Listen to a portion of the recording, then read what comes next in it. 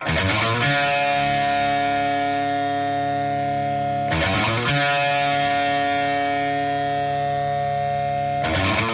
maintenant, ça va chier des bulles. La chronique BD 220 sur AFC Rock Radio. Bonjour les gens. L'américain Harvey Kurtzman est un personnage essentiel du monde de la BD. Au début des années 50, il est responsable éditorial, scénariste et dessinateur de comics de guerre chez EC Comics.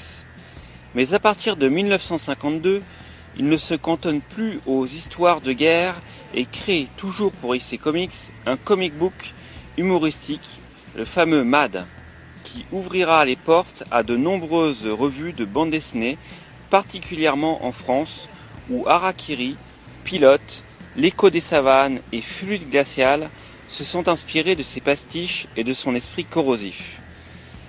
Les films parodiques américains du type de Y a-t-il un pilote dans l'avion ou Scary Movie lui doivent également beaucoup.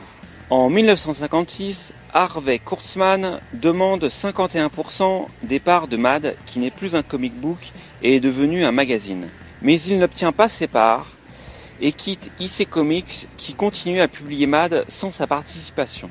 Par la suite, il édite d'autres magazines d'humour, notamment pour Hugh Hefner, le patron de Playboy.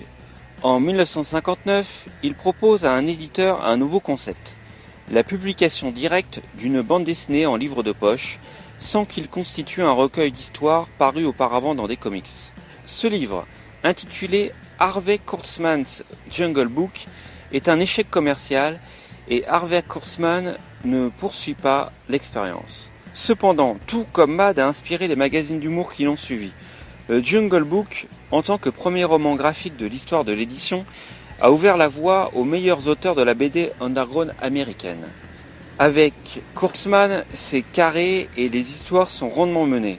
Harvey Kurtzman impose son sens du rythme et son art de la composition dès la première des 4 histoires qui composent le Jungle Book. Cette première histoire, écrite sur fond de jazz endiablé, parodie les séries télé où les détectives privés naviguent entre belles voitures et jolies filles. Dans les BD de Kurtzman, les actions s'enchaînent et les péripéties du héros s'imbriquent naturellement les unes dans les autres. La deuxième histoire décrit avec une outrance à peine exagérée les coulisses de l'industrie pourrie de la presse magazine. La troisième m'a bien fait rire. C'est un western dans lequel un shérif poursuit inlassablement un brigand à travers le Far West. Ce qui m'a fait marrer, c'est que le shérif arrive à Los Angeles où il croise Zorro qu'il prend pour le sergent Garcia. Oui, vous avez bien entendu, le sergent Garcia n'est plus de ce monde et Zorro, qui est maintenant vieux et gros au point de lui ressembler, l'a remplacé dans ses fonctions de lardu.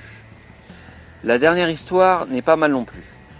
Elle décrit une erreur judiciaire dans un bled paumé du sud des États-Unis. Si vous avez l'occasion de lire ce livre, faites-le donc et votre culture BDique n'en ressortira que plus grande.